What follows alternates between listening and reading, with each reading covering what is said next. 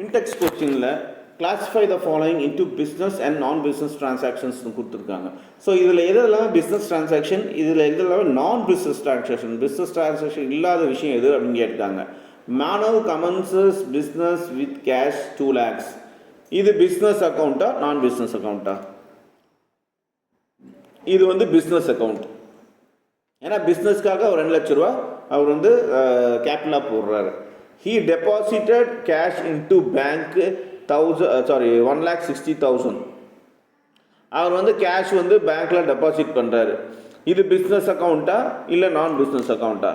இதுவும் பிஸ்னஸ் அக்கௌண்ட்லாம் வரும். He purchased goods for cash 25,000. இது பிஸ்னஸ் அக்கௌண்ட்டா நான் பிஸ்னஸ் அக்கௌண்ட்டா? அவர் கூட்ஸ் பர்ச்சேஸ் பண்ணுறாருனாக்கா பிஸ்னஸ்க்காக தான் பண்ணியிருக்காரு. கூட்ஸ்னாவே பிஸ்னஸ்க்காக தான் வரும். ஸோ இதுவும் பிஸ்னஸ் அக்கௌண்ட்டு. நெக்ஸ்ட் பார்த்தீங்கன்னா உங்களுக்கு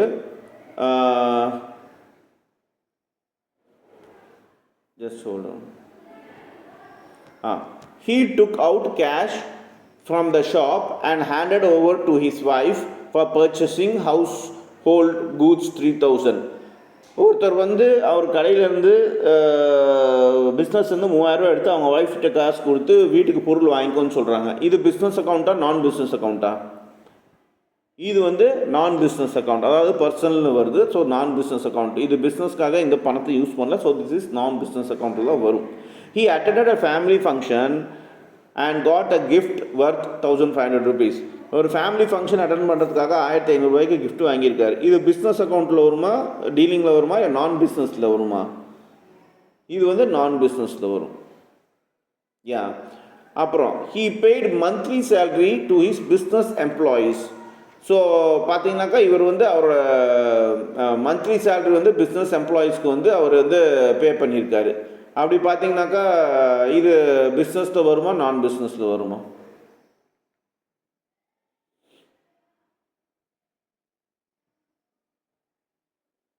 அவர்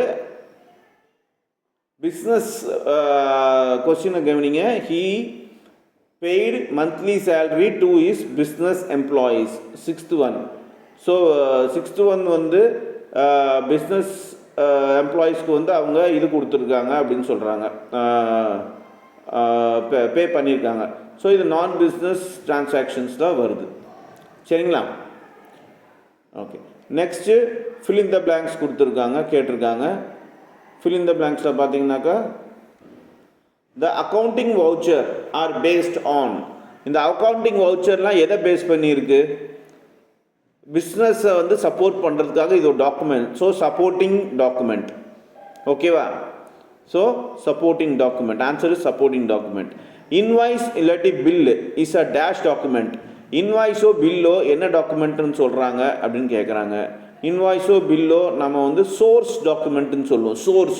சோர்ஸ்னாக்கா அது மூலமாக தான் எது ஒன்று நம்ம ப்ரிப்பேர் பண்ண முடியும். அது ஒரு ப்ரூஃபுங்கிற மாதிரி. Both debit and credit aspects of a transaction are shown by dash voucher. இது ரொம்ப easy.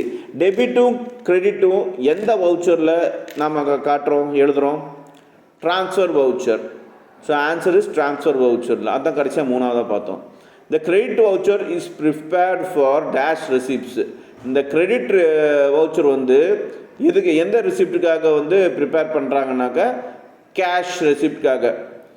So credit voucher is prepared for cash receipts and debit voucher is prepared for cash payments. ஏன்னா பேமெண்ட்னாவே கேஷில் தான் பண்ண முடியும். ஓகேங்களா? ஸோ இது வரைக்கும் உங்களுக்கு புரிஞ்சிருக்குன்னு நினைக்கிறேன். ஸோ இன்றைக்கி இந்த செஷனில்